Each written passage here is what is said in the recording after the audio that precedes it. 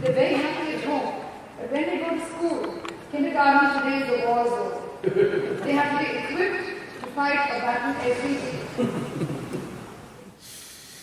Now, if children are very unhappy at school, I think we need to examine the teachers.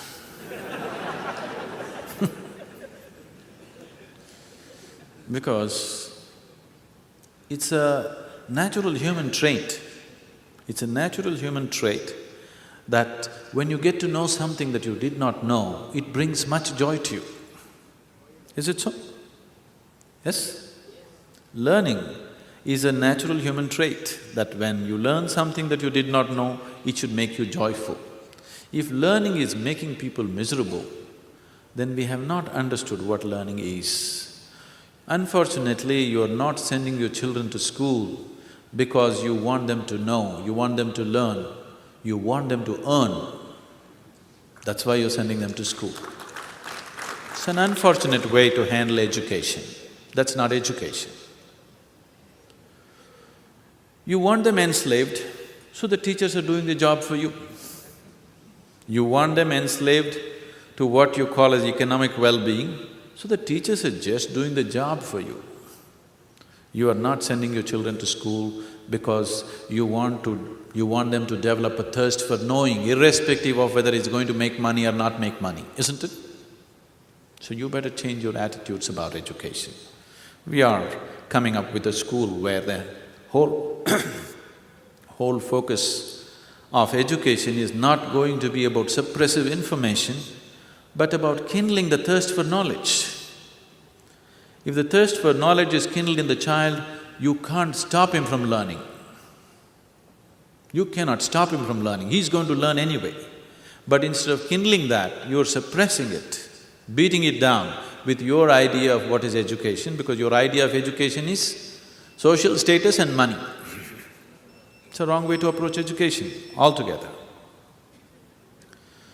So, children, slowly, these joyful bursting pieces of life slowly become sad like this because you're just misorienting them completely. With the kind of compulsions that you have built within yourself, you're trying to put the same compulsions upon the children, which is not necessary. I find that the concept of your inner engineering as a way of life for children is very difficult because when they have to meet children from different walks of life, a different social milieu, and how does this inner engineering, which I would try to give my children at home, how would that withstand the competition, the pressure, the kind of lifestyle that other children have? How do my children go into this? If I were to… See, the pressure is only because you're putting two absolutely unique beings in comparison. What's your name? Meenakshi? Is there one more person exactly like you on this planet? Huh? No, fortunately so, isn't it? I'm joking. There's only one like you, there's only one like anybody here, isn't it? So each being is an absolutely unique being. That is so for your child also. But now, you're trying to put all of them into the same compartment and compare them about something that they can learn ABC or 1, 2, 3 or something and make them feel better or worse about it. So it's you who brought that competition and comparison because for most parents, it is not about education, it is about first rank. All they want is, they want their children to sit on top of every other child's head. They're not interested in learning, they're not interested in education, they're not interested in career, they're not interested in anything.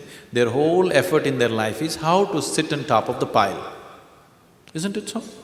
Everybody wants to sit on top of the pile, everybody cannot sit on top of the pile. Only few will sit on top of the pile, others will naturally end up at the bottom and get suppressed. Isn't it so? Whatever activity, if our focus is just to sit on top of the pile, naturally many others will get suffocated under the pile. This is bound to happen, there is no other way. So that orientation of education has to go. No, I cannot do anything, the schools are like that. No, schools are just catering to your attitudes. If your attitudes change, the schools will change. They want to run the business the way it works, isn't it? All you want is somehow you want your child to get 100 marks. It doesn't matter what happens to the child. You want your child to get first rank. They're just trying to cater to it because you're paying them, they're trying to fulfill the job. In the course of your activity, the child is getting ruined, but it doesn't matter. Your child is unhappy, it doesn't matter. You want him to be first rank. This is a sickness which has to go. True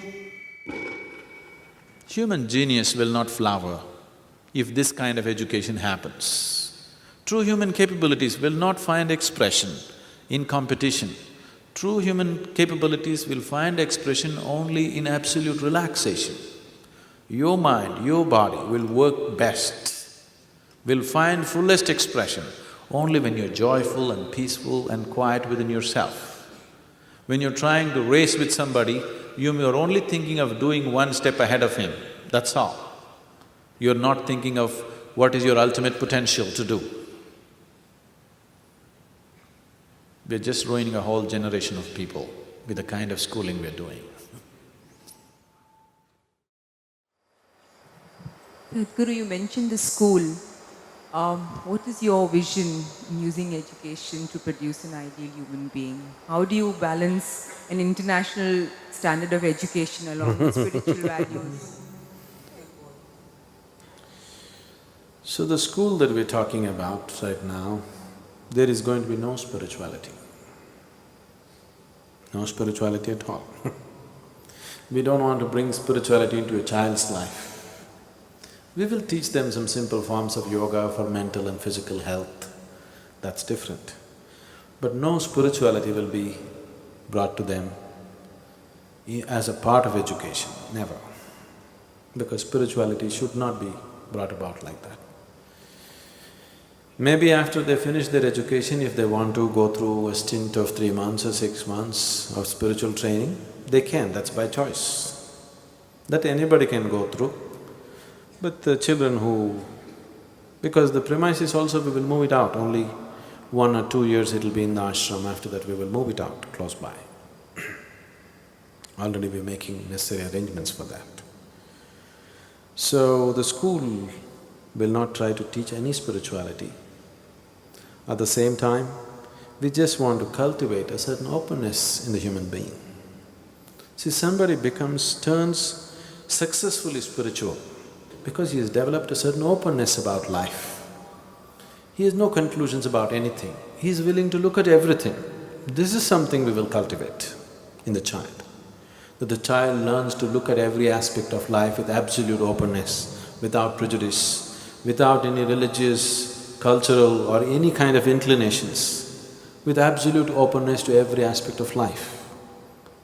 If that happens, whether you talk spirituality to him or you don't, he will anyway turn spiritual.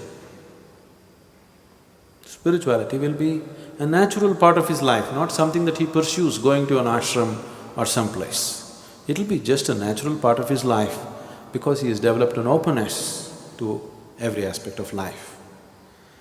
And actually, education was supposed to be that right from the beginning. The very purpose of educating people is to broaden their horizons, isn't it? But you tell me, as people are getting educated, are they broadening their horizons or are they becoming very narrow? See, just let's say 50 years ago, in India there still are such families, but everywhere in the world, people lived in large families. In India, 300, 400 people lived in one house, huge families. There was no big problem, They knew how to adjust with each other and go on because 400 people living in one place is a challenge. That's what the ashram is. Now we are back into that old system of being one large family, and this is even more challenging because there are different types of people from different cultures, different languages, different attitudes, different likes and dislikes, but living together without friction needs enormous maturity and a very broad way of looking at life, otherwise you cannot. But just see now, as modern education came, slowly we can't even live with our own parents anymore. We just thought husband, wife, children, this is family. But now in the last 15–20 years, even that is going away. Family means just you. Your husband has to live in a separate house, you in a separate house. Together you won't last 10 days. Children have to be there separately. Somewhere else they must be. In one place, even 2–3 people cannot live together, isn't it? This is what education has done to you. It has not broadened your horizons. It's somewhere made you so narrow and individualistic. You're no more inclusive, you're becoming very exclusive, isn't it? The inclusion is totally gone. The whole idea of educating a person is that he is just living in a narrow sphere of life. You educate him, make him know about the whole world and broaden his whole perspective of life. Education means inclusion, isn't it? But the kind of education we are imparting to the children, it is making them so highly exclusive, they can't even stand one more person in their life. See, most people have gotten themselves into a situation, they can't live with anybody anymore, isn't it? So, that is not just individual, it is it's the phenomena of the world, it's a generational phenomena because of the kind of education that's being imparted. So we want to impart an education which is highly inclusive, that as you grow, you include the whole world as yourself and live, and that's spirituality. So spirituality will not be taught. Education itself is spirituality, because education is about broadening your horizons, not about talking about God or some nonsense. So, we want children to grow up keeping their intelligence intact, not suppressive education, where the child's thirst to know is kindled, but he is not forced to learn.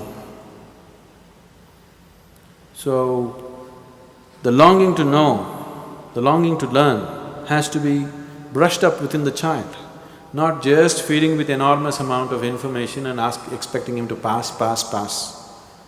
This will not be like that. This will be a very different type of structure. At the same time, by the time they are 16, 17, we will prepare them for any university in the world, they will be ready to go. They will be ready enough to get into any kind of university according to their individual capabilities, of course. But apart from that, they are fundamentally learning to live better. They're learning to handle themselves better and live better with themselves and with people around them, which is a very important factor. And people are successful in their life not because they have degrees, not because they have university certificates, it's because they're capable, isn't it? So, this school will be more capability-oriented, not qualification-oriented. We are seeing how to enhance the capability of the child in whatever area his natural talent is, rather than trying to just make him qualified with a certain, certificate attached to him. Sadhguru, whatever you said about the school and the education just now, it's modern and contemporary. But what about the ancient schools, the gurukuls of the past, were they not successful in producing good human beings? The ancient gurukuls were definitely like this. The ancient gurukul was 100% the way I am talking. The very purpose and the basic function of the guru was to destroy all the things that you have assumed as true. But now the education also involves equipping the person to earn his living and make his living in the world. So we have those twin challenges. At that time, the guru was not trying to impart, you know, skills for him to go and survive in the society. Because if your father is a cobbler, you naturally became a cobbler. If your father is a king, you became a king. If your father is something else, you became that. You didn't have to be equipped to make a living in some other way in ancient times. So the guru was only educating them towards the realization. So the job was more, I would say more simple, because it was unidimensional. But now it's not like that. Both the things need to happen. We have to equip the child to live in the modern world and still not mess him up with the nonsense that's happening in the name of modernity. So it's a much bigger challenge today than what it was then. And at that time, once the parents gave the children to the guru, they left him there in complete his authority. Now the parents are very nosy, you know. They won't leave the children fool, they want to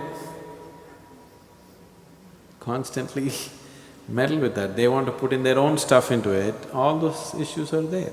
So it's much more complex today than it was in the Gurukul. In the Gurukul, the guru had to just teach them how to exist, how to live, how to be with somebody else, how to be with himself. This is all. He was not trying to equip him to a modern university.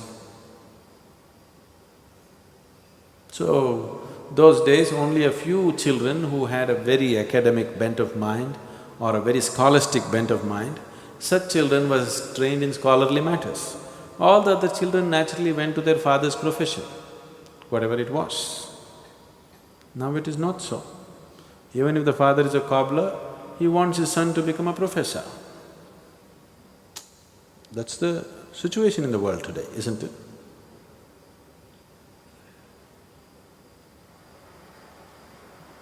But you're saying there'll be no spirituality in the school, isn't that a shortcoming? I'm saying no spirituality as a teaching, as a method.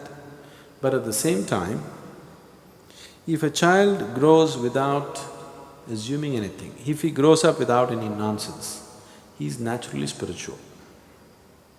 Because if he lives without the influence of other people upon him, if he lives by his own natural intelligence, turning spiritual is a very natural process. Only because most of the people are not living by their natural intelligence, they are living by imposed education upon them. Spirituality is a faraway thing in people's lives. Otherwise, if people live by their natural intelligence, turning spiritual will be a very normal process for most of the people, except a very small percentage who won't go that way for various other reasons. So, when I say no spirituality, we are not going to sit there and talk to them about how to attain enlightenment, what to do, this, no. But at the same time, the education process itself is such where there is no messing with the child, no influence, no religion, no imposition of any kind of ideas or beliefs, where child has to figure out things for himself. If you are allowed to figure out things for yourself, there is no other way but to turn inward, to know things about life. Only if you listen to your Bible or Gita or what this person said or what that person said, then you don't have to turn inward to know, it's already written there. If you don't read any of that stuff, when you start thinking about life, when you start looking at life, the only place to look is naturally inward, isn't it? Where else will you look? One day it happened.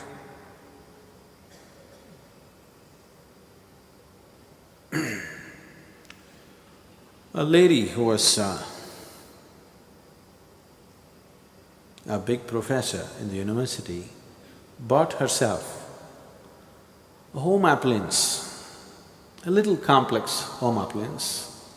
She took it home, she read the instructions and tried to put it together, all those pieces that came in the package. She just tried very hard, she couldn't put it together. She left all those parts in a heap and went to work. When she came back in the evenings, to her surprise, the appliance was properly assembled and already used. She called the maid and asked, "Who fixed this?" She said, "I did." She couldn't believe it. "How did you do this?" Then the maid said, "When you don't know how to read and write, you have to use your brains."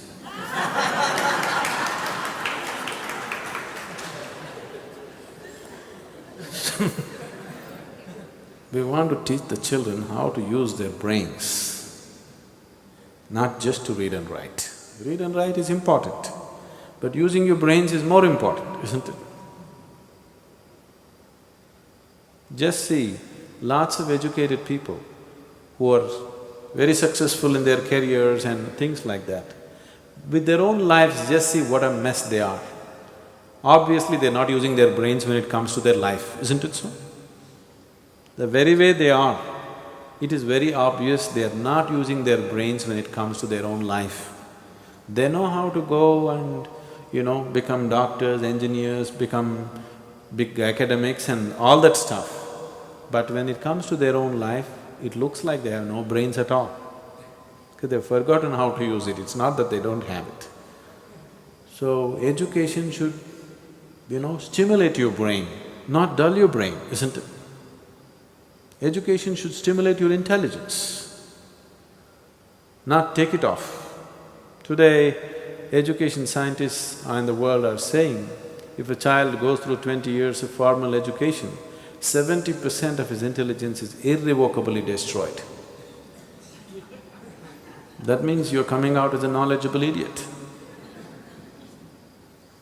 And that's a huge disservice to humanity, isn't it? It's a huge disservice to humanity if you're just destroying the child's intelligence, because the future of the world is just in their brains, isn't it so? Whether we are going to produce beautiful things on the planet or very destructive bombs on the planet or something else more destructive than that, simply depends on how well coordinated this person's emotions, intelligence and all these things, how well coordinated a human being is. That is how he is going to use his intelligence, and that is what he is going to produce in the world, isn't it? See, the most intelligent people in the world have contributed to all the violence on the planet. Otherwise, violence wouldn't be happening in the scale in which it is happening. See, people have always been essentially violent, a certain segment of the people. Whether he was a caveman or later on Bronze Age, Iron Age, whatever you take, they've always been violent. Initially when he was a caveman, he killed with stone, that's Stone Age. Iron Age means he killed with iron. Bronze Age means he killed with bronze. Nuclear Age means he kills nuclear, okay? They've always been essentially violent. But the scale of violence that can happen today has happened because the best brains in the world have cooperated with this, isn't it? Yes? The best brains in the world have worked to create the most violent ways to kill humanity, isn't it? If the intelligent in the world had not cooperated, the violent man would kill one or two with a stick or stone or something. But only because the intelligent person in the world has cooperated, now the violent man can kill in millions. So, intelligence twisted out against our own well-being is no intelligence. Right now, human intelligence has become like this. It's not a blessing, it's a curse. Intelligence is the biggest blessing that a human being has, but right now it has become a curse upon humanity, simply because the human being is not coming out as a well-coordinated being. He is dislocated human being within himself. This intelligence is dangerous.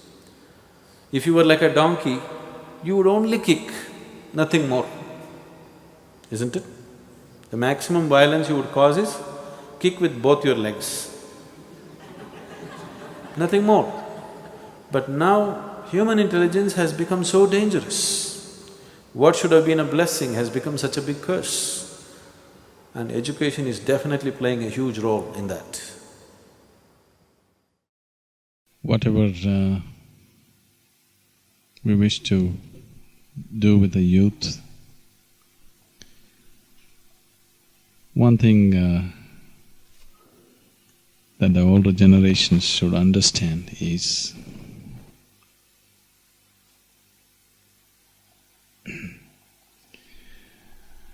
what you're referring to as youth is that segment of humanity which is more alive than you. What I see is, if the world was guided by the young, the world would be a better place to live. It is just that because youth means it is that segment of humanity which is in a high energy state. Because they're in a certain level of high energy compared to the other part of the humanity, it is just that every little thing that they do is little exaggerated. It's little bigger than what the other people can do. If something constructive has to happen in the world, it has to be youth. If something destructive has to happen in the world, it has to be youth, isn't it? Because they're much more live than anybody on the planet. So instead of always treating youth as some kind of a disease that needs to be handled, we must understand youth is much more live than the other parts of humanity. It's better to be guided by the youth than trying to fix them to do what somebody else thinks is right. It is just that because they're in a certain state of listless energy, if there is no inspiration, if there is no proper guidance, it very easily turns negative. But otherwise, definitely they're closer to life than anybody. Actually, it would be wonderful if this world was guided by little children, because they're closer to life than anybody else. See, after all, everything that you wish to do on the planet is just for human well-being, isn't it so? Yes? Human well-being means human happiness. If you look at your children and yourself, definitely your children are a lot more happier than you, isn't it so? Yes, they're capable of more happiness than you in 24 hours' time. So when that is the thing, tell me who should be a consultant for life, you or your child? Huh? Definitely the children, isn't it? Because they're closer to life. You are carried away in your thoughts and emotions, they are much more closer to life. If only the world learned from children rather than trying to teach the children, this would be a very beautiful place. So, youth is not a disease. Usually, the older generation is always trying to handle youth as if it's some kind of a disease that needs to be fixed, that needs treatment. It doesn't need any treatment. It is people who have gone away from life who need treatment. Those who are close to life don't need treatment, they have to just live. One big lapse that is happening today in the world is our educational systems have become 100% informative. There is no inspiration. Without inspiration, no human being raises beyond the limitations in which he lives. It's only when he's inspired that a human being aspires to go beyond the limitations in which we're existing right now. And today education has become totally bereft of inspiration. A teacher is not somebody that is worth looking up to, unfortunately. Because when it's all information, you can as well get information from an audio or a video or internet or wherever. You don't really have to listen to your teacher. The teacher is not the best means of transmission when it comes to pure information. A book is better, internet is even better. Only if the teacher's role is to inspire people to learn, to create a thirst for knowledge and things like that, only then a teacher's role has something to give. If he is just trying to transmit information, the other means of transmission are better than a human being, because human being can always misinterpret, isn't it? Making the whole education system purely informational has caused an enormous damage, and that time of life, when you're youthful, when you're capable of many things, that span of life unfortunately goes waste, simply because the necessary inspiration is not there. So creating inspiration means, generally, most leaders in the world have always inspired people only by creating an external enemy. If you create an external enemy, you can have everybody on the street. Action, isn't it? But when you point out to people that the real enemy is within you, your limitations are your biggest enemies, isn't it? Whatever your limitations, your fear, your anxiety, your anger, your hatred, whatever the limitations from which one suffers, when you say when the enemy is within you and to inspire, it needs much more commitment and dedication. Unfortunately, dedication and commitment have become such scarce material on the planet. Everybody is thinking of doing one big mela one day and getting the youth inspired into wonderful states. Such things won't happen. It needs a daily committed, dedicated work. It's a lifelong thing. It's not that today you do something, everything is fixed. There is no such possibility. Unless we are willing to… It's like nurturing a plant, it's like nurturing a tree. If you want it to bear fruit, you have to nurture it every day. Every day you have to water it, every day you have to take care of it. If this dedication is shown by the adults, the grown-ups, you will see youth will do miraculous things. Only because such dedication is missing in the general population, youth seem to be disoriented. They don't know what to do, they'll do their own things. Short-term things.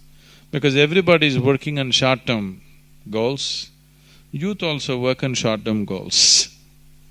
See, after all, every human being, just every human being in the world, is concerned about human well-being, isn't it? No, there is a criminal, no, there is a thief, no, there is somebody else. They are also concerned about human well-being. It is just that his idea of human well-being is just this human being. Yes? A criminal also is concerned about human well-being, but his idea of humanity is just himself. Somebody's idea of humanity is he and his family. Somebody else's idea of humanity is he and his country. Somebody else's includes the whole world. Everybody is concerned about human well-being in different proportions. So, one big thing that needs to happen with the youth and with everybody is that their identification with humanity is not limited to just themselves, that it includes the larger society and the larger world around them, which is missing in education. The modern education is constantly training people only to think about themselves and nothing else but themselves. All the science that you see in the world, the attitude, there's nothing wrong with the science itself, but the attitude, the way in which the science is conducted, is like everything here is here only for to be exploited for our well-being, isn't it so? Now we destroy wantonly and then we talk about protecting the environment, then doing something else, all patch-up jobs. Because the whole process of science is only about how to use everything for your comfort, for your benefit. So initially you use the planet, then the trees and plants, then the animals, then of course the human beings also. You use everybody to your comfort and well-being. That attitude has been deeply set with the process of modern education. So, as we're investing our time, resources and energies in transmitting informative knowledge, we have to invest a certain amount of time, energy and resources to inspire people, the inspirational dimension of the education, which has not been done at all. So for example, 50 years ago this country, during the freedom struggle, it was an inspired population. Suddenly people are willing to come out and throw their lives on the street for the nation. In 50 years' time, we did not do any work about inspiring people, and suddenly we are such a disgruntled and disoriented population. To get Indians to think as Indians is a huge problem, isn't it? Because the necessary inspiration has been missing. No work has been done, no organized work has been done. Haphazardly, small groups of people doing this and that has happened. No organized work has been done. I must tell you this. A few years ago, when I happened to be in United States, I just saw, in a magazine, I saw an old poster which was printed in 1930s. At a time when people were immigrating from various countries into United States, people from various cultures and languages and different kind of complexions are coming to integrate all of them into one nation. To what extent the authorities took efforts means, I saw this particular poster and then I came to know so many other things that the government did. This poster was about, this is for the Italian wives, because a large number of Italians were moving into United States, to make an Italian housewife into an American housewife, how she should keep her kitchen, how she should tie her apron, how she should serve the breakfast as an American wife. For every Italian immigrant that came in, they are supposed to fix this poster in their kitchen so that she knows how to integrate herself as an American housewife, and inspiring her how she's American now, not Italian. I'm just taking this example because the authorities took that kind of care to inspire people to feel like one nation. Even how you serve the breakfast. The government is teaching people how to serve the breakfast in your house, not in the restaurant, to your own family, to make you a part of one nation. We need to do something about inspiring people in an organized way. Haphazardly, individuals doing this and that is fine, but a very organized effort to inspire people without creating an external enemy. Making people understand the biggest enemy for a human being is always within himself. And this inspiration is what is needed. Every forum that stands up thinking about the well-being of the youth, or thinking about harnessing that enormous energy which we refer to as youth, must always think of integrating in terms of inspiring people to do things which are beyond limitations. See, when we are not inspired, we'll tend to function only within the limitations in which we are placed. Only when we're inspired, we go beyond and do things that normally human beings wouldn't do. Only then that society surges ahead and does something worthwhile. Unfortunately, that happens only when strife happens. In normal, peaceful situations, people should be inspired, it's very important. When there is a war, people want to go and die, that's not the point. When everything is well, to be highly inspired, to keep and to create the situations that we want in the country and in the world is what's needed. And it's not one day's work, it's a lifelong work.